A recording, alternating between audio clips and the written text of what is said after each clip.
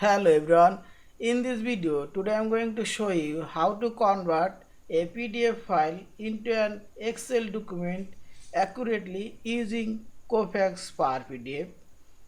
Open your PDF file, click open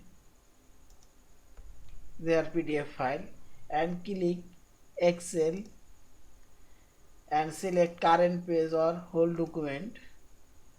Okay, save location, save.